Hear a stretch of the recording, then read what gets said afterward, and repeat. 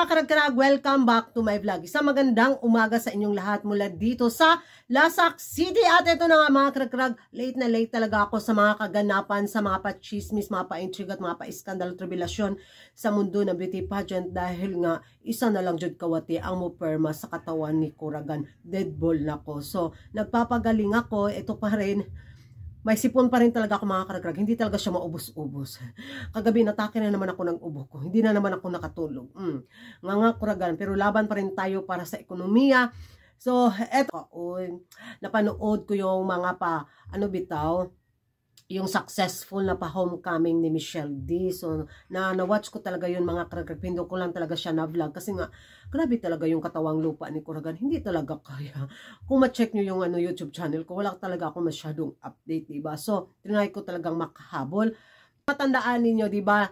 Pinotakti na mga ibang active na mga chismosa sa social media yung pa-homecoming parade plan ni Michelle D. Bakit may pa-homecoming daw si Michelle D ng bongga gayong top 10 lang ito, samantalang si Beatrice Luigi Gomez is nakapasok sa top 5, wala man lang naging pa-homecoming ang Miss Universe Philippines Organization. Pero kung matandaan natin, kung active ka ng mga chismosa sa social media, medyo talaga yung pan-time ni Bia, diba? At mas pinili ni Bia na tulungan yung kababayan niya sa Cebu dahil nasalantangan ng bagyong Odette.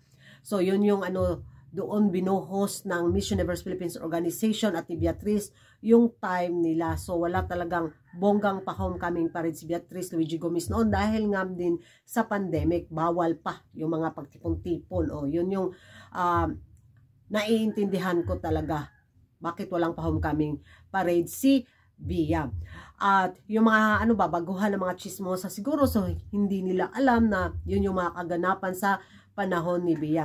So, nakarating nga sa Miss Universe Philippines Organization ang hanash at ang banat na mga ibang chismosong beauty pageant lovers sa social media.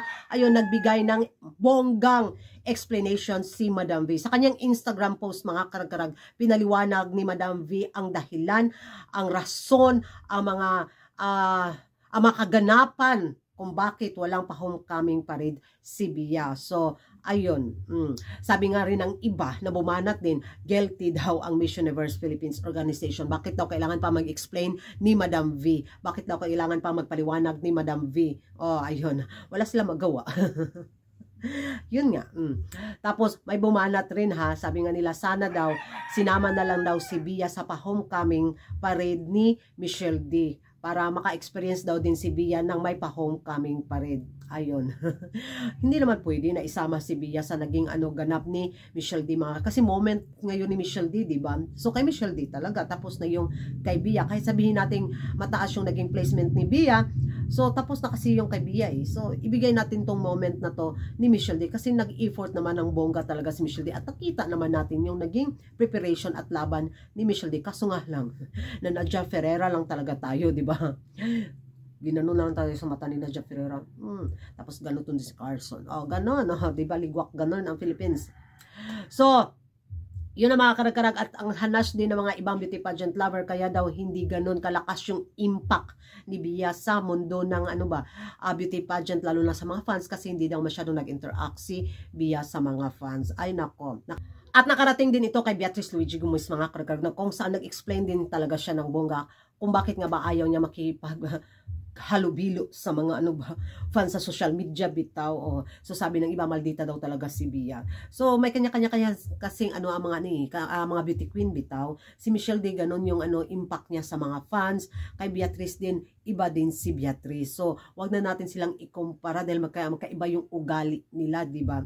Yan ang mga karag-karag. Ano yung masasabi nyo sa naging explanation ni Beatrice Luigi Gomez tungkol nga sa pagiging distance niya sa mga fans sa social media? Pabor ba kayo nito mga karag-karag?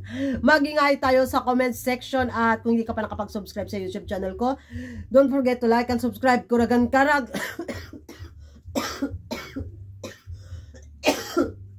Hubak na pod. And see you in my next vlog. Kaya wala dyan din nagumagwanta na. Bye bye.